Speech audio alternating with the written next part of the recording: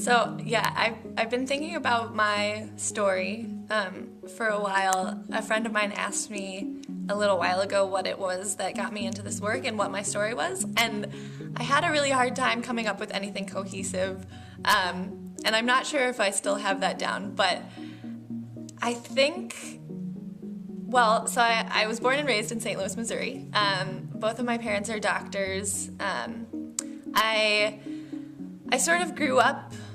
I think I just grew up in a home and in a community that appreciated me and appreciated individual people. And I don't think at that point it was anything really more specific than that. I think growing up somewhere that I felt safe and that I felt like I had opportunities and I had people that supported me was something that I carried into the next community that I entered when I came here to Northfield for college.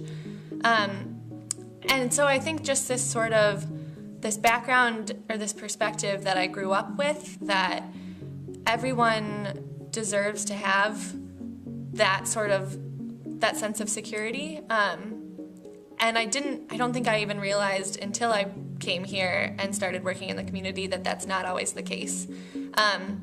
And I think the other thing that really is a huge part of my story is my grandpa, who more than anyone in my entire life really has instilled in me this appreciation for storytelling and for everyone's individual story. And so since I was a young kid, he would me and my brother would sit on his lap and he would tell us these imaginary stories that he was pulling out of I don't even know where, about this little girl named Leah and her little brother, and they did whatever and explored the world and met new people. And they were all sort of fantastical stories and nothing necessarily about specific people, but just the idea that stories can mean something and that they can pique your curiosity, and that everybody has one, was something that I really learned to value through that, and I've carried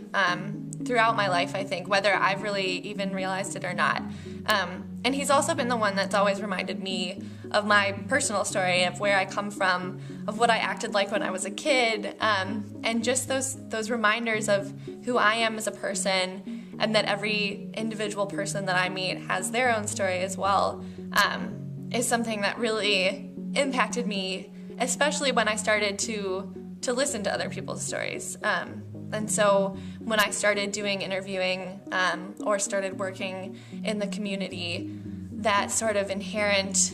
interest in storytelling and interest in other people's stories and in honoring their individual stories was something that was then